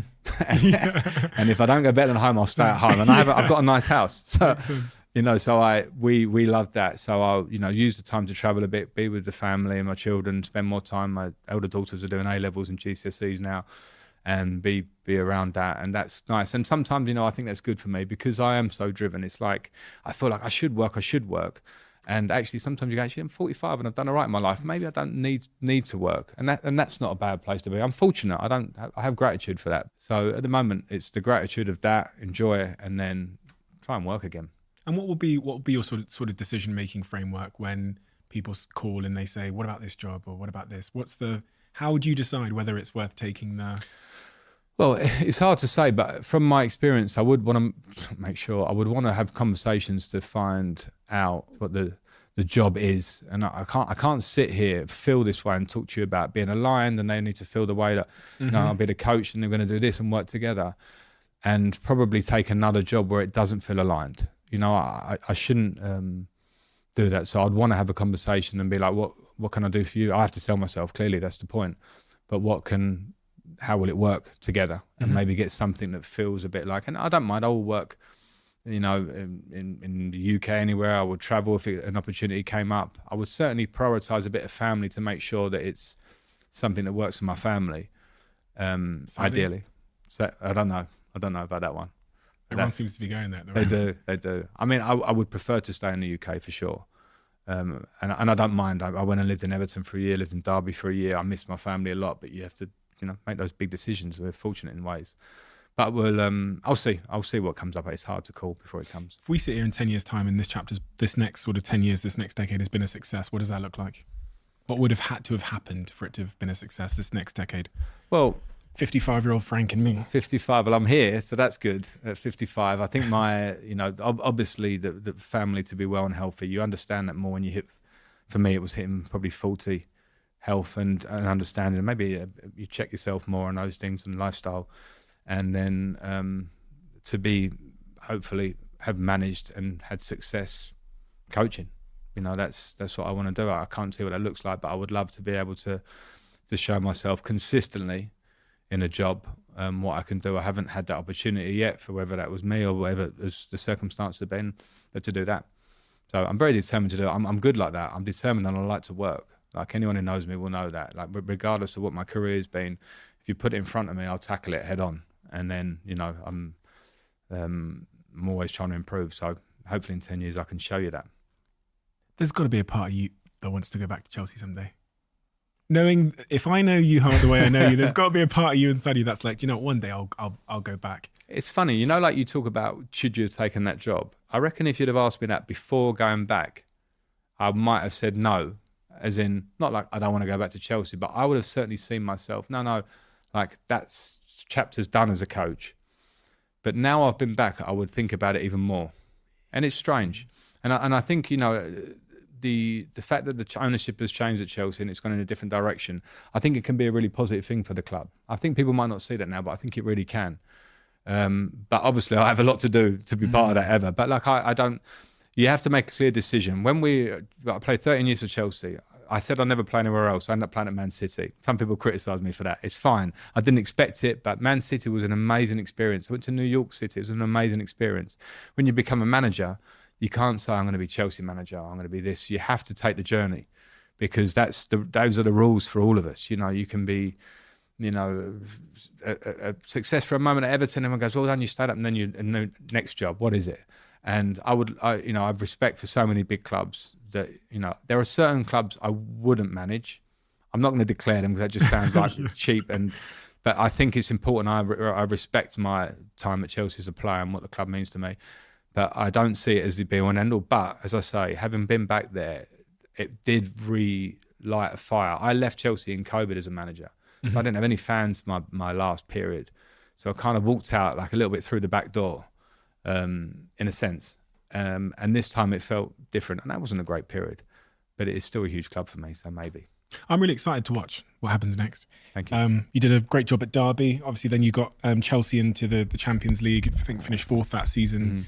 Under a transfer ban, and then you kept Everton up on the last day of the season, which again most people had kind of counted Everton out. So obviously there was that interim period. It's funny because I'm going to be honest. So when we were meant to have this podcast last time, then you called me and said, "Listen, I can't come, can't tell you why." and I kind of put 2 and 2 together and figured it was the job.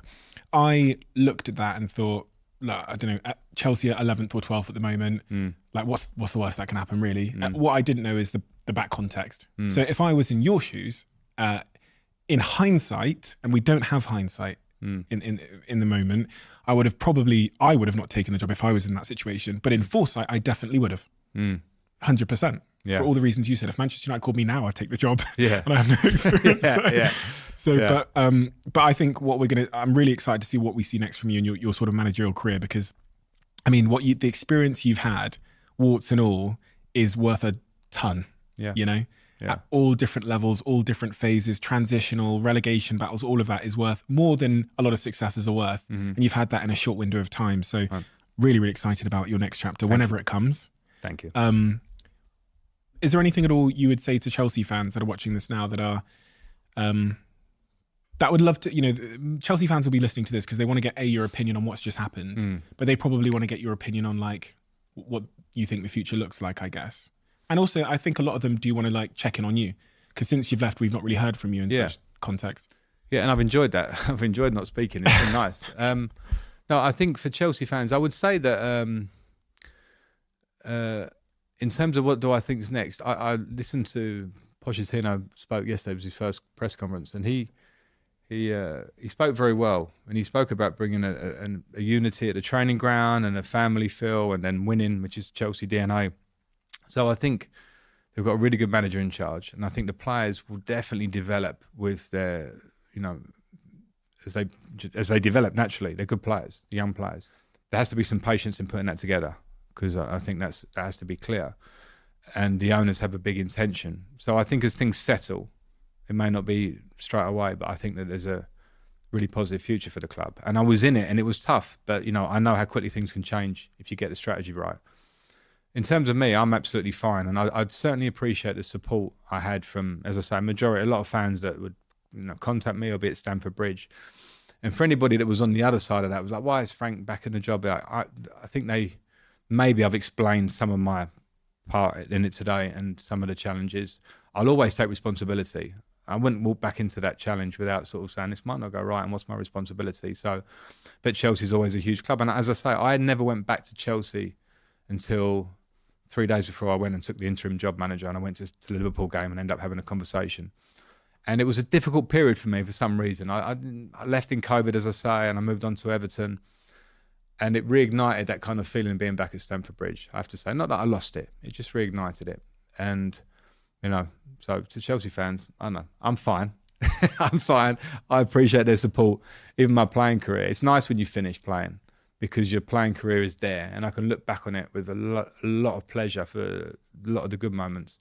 When you're in it, it's like, what's next? And you're sort of like always challenging yourself. When you finish, you kind of go, yeah, you know, that was good. That was all right. There was a lot of good stuff.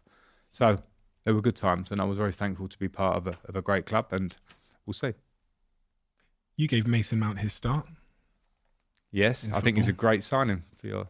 Yeah, that's what I was going to say. Thank you for that. He's fantastic. Why is he leaving Chelsea?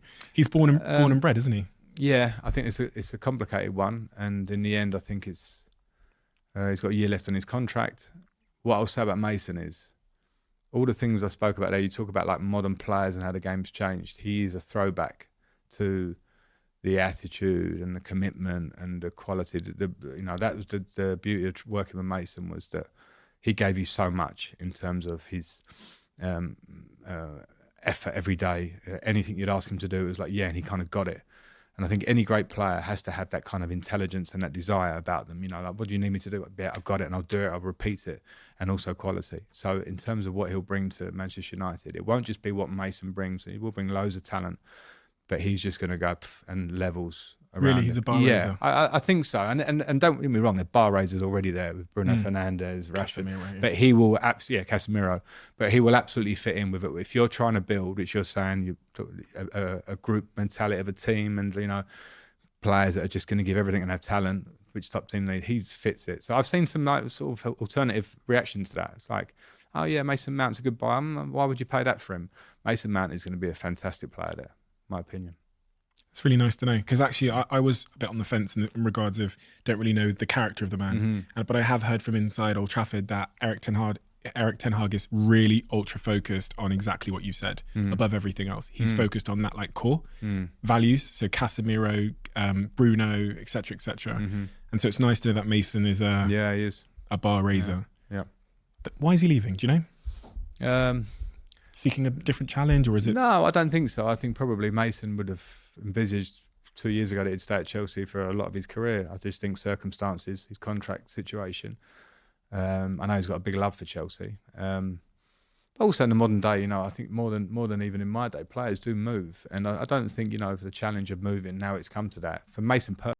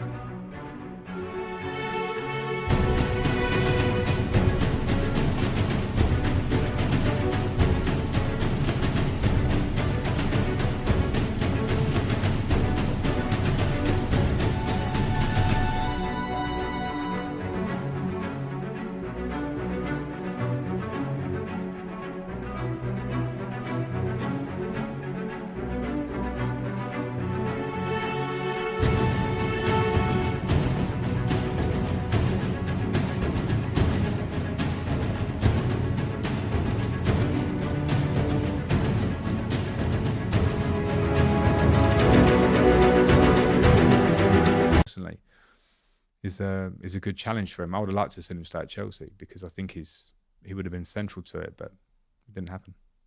We have a closing tradition on this podcast where the last guest leaves a question for the next guest, and I have to say this is the longest question that has ever been left for anyone else. Okay. It's quite abstract as well, so we're both going to have to kind of figure this one out. But the question is, you're going to be surprised by this.